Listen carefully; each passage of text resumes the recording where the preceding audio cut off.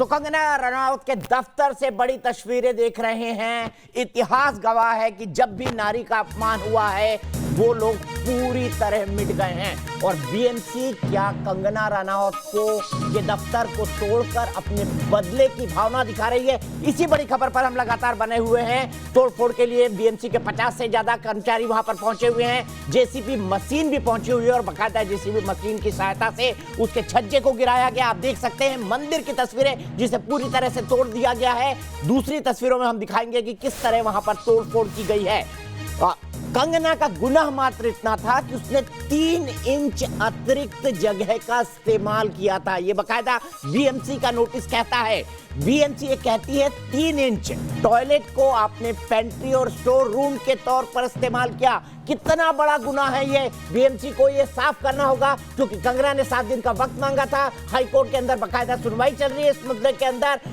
BMC ने यहाँ पर हाई कोर्ट की भी अवमानना की है क्योंकि हाई कोर्ट ने कोविड के चलते 30 सितंबर तक किसी भी तरह के अनाधिकृत निर्माण को रोकने पर तोड़ने पर रोक लगा ली थी। सीधे चलते हैं, हमारे दो सहयोगी हमारे साथ जुड़े हुए हैं, राकेश और रुमान उल्ला खां।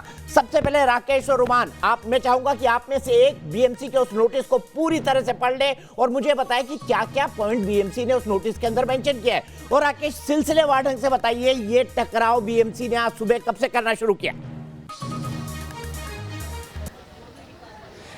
दीपक जी, पहले एक नोटिस कल चिपकाया गया था। मैं चाहूंगा आरिफ मेरे साथ आते जाएं और कुछ निशान और तस्वीरें भी आपको दिखाते हैं किस तरीके से बीएमसी ने बेशर्मी दिखाई है। सबसे पहले आप देखिए, जो छज्जा था और जो रेलिंग थी उसको तोड़ दिया है बीएमसी के अधिकारियों ने, उसको तोड़ दिया है और अंदर फर्नीचर तोड़ा गया, अंदर के फर्श को तोड़ा गया। कल एक नोटिस दिया गया था, पहले नोटिस दिया जाता है नो वर्क का नोटिस। कंगना रनौत के वकील रिजवान सिद्दीकी दरअसल कहते हैं काम तो कोई चल नहीं रहा है, इसलिए नो वर्क का नोटिस कैसे? फिर ये कहा जाता है ठीक है आप हमें 7 दिन की मोहलत दे दीजिए।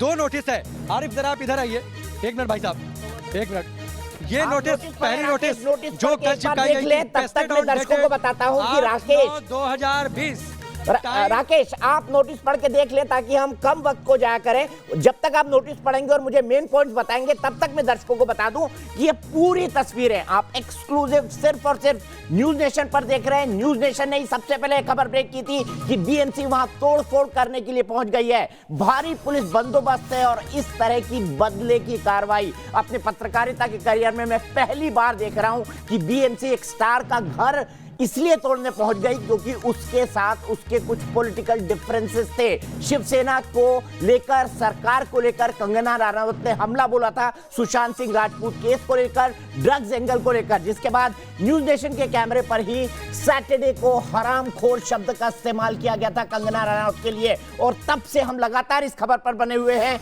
न्यूज नेशन लगातार कह रहा है संजय राउत माफी मांगे। संजय राउत ने माफी मांगने से इनकार कर दिया। उसके बाद जब हम उनके सामने जाते हैं, संजय राउत कैमरे को छोड़कर भाग जाते हैं। जब कंगना ने चुनौती दी कि मैं 9 तारीख को मुंबई आ रही हूं, जो रोक सको तो रोक लो, उसके बाद से शिवसेना ये बदले की कार्रवाई कर रही है। बहुत माइनर डिस्क्रिपेंसीज हैं इस दफ्तर के अंदर।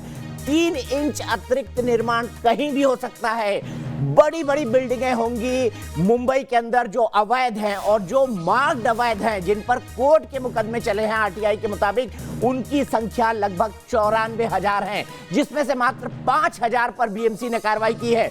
बीएमसी की इसी कार्रवाई पर सीधे राकेश के पास चलते। राकेश बताइए क्या कहता है नोटिस और क्या क्या चेतावनी दी गई थी और कंगना को? और आपको नहीं लगता कि आज शिवसेना ने साबित कर दिया कि वो बिदक गई थी कंगना के इस रुख के चलते?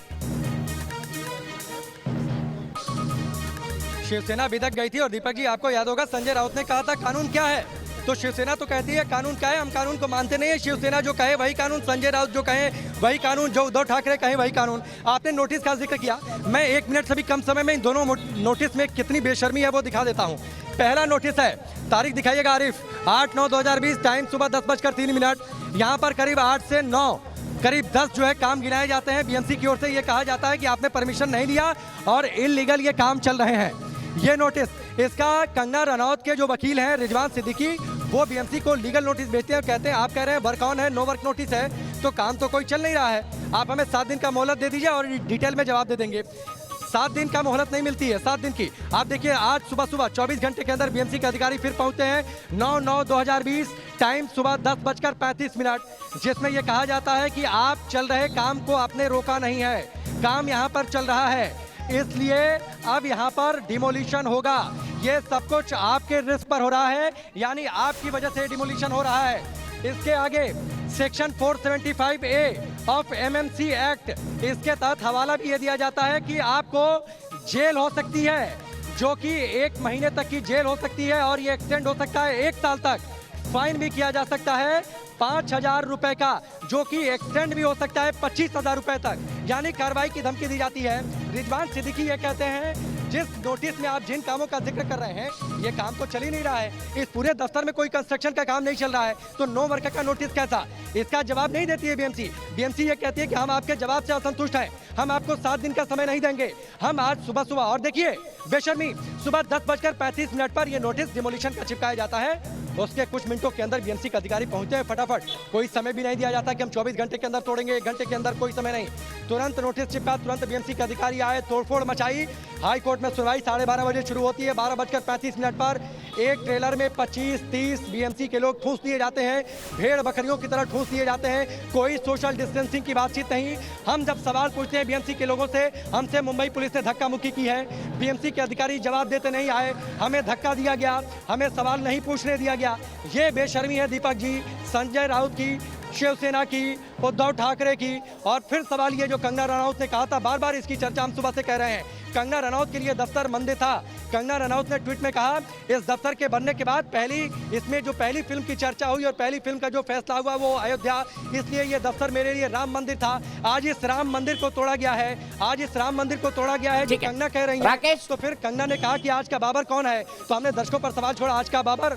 जी दीपक जी, बिल्कुल आपने कहा आज का बाबर कौन है, और कंगना इस लड़ाई को बहुत ही डिफरेंट पिच पर ले जा चुकी हैं। शिवसेना ने कभी नहीं सोचा होगा कि शेर को एक सवा शेर मिल जाएगा, क्योंकि मैं जहां तक शिवसेना को जानता हूं, पिछले 30 साल से राकेश, मुंबई में शिवसेना की तूती बोलती थी और कंगना रनौत ने इनके भौकाल को खत्म कर दिया है। माफी के साथ, सवा शेर नहीं, यहाँ सवा शेरनी मिल गई है, वाकई सवा शेरनी। और मैं ये कह रहा हूं कि शिवसेना के इस भौकाल को कंगना ने एक तरीके से ध्वस्त कर दिया है। आज शिवसेना के समर्थन में पॉली हिल को लोग नहीं है, बल्कि एक महिला निकलकर ये आई कहने के लिए ये क्या हो रहा है। हम लगातार से संजय राउत माफी मांगो कैंपेन चला रहे हैं, और हर आदमी, हर दर्शक हमारा जो जुड़ता है वो ये कहता है कि हम कंगना से माफी मांगनी चाहिए संजय राउत को। ये देखिए तस्वीरें, देखिए राकेश, आपने जो एक्सक्लूसिव तस्वीरें भेजी है, उनके ऑफिस के अंदर के जो मंदिर को तोड़ा गया है, उसके आसपास की जो जगह है उसको तोड़ा गया है, और हम ये तस्वीरें दिखा रहे हैं जब न्यूज नेशन वहां पर बातचीत करने गया बीएमसी के कर्मचारियों को, वहां पर किस तरीके से धक्का मुक्की हुई। 1 मिनट बता दीजिए ना क्या कार्रवाई हुई है, बता दीजिए ना क्या कार्रवाई हुई है।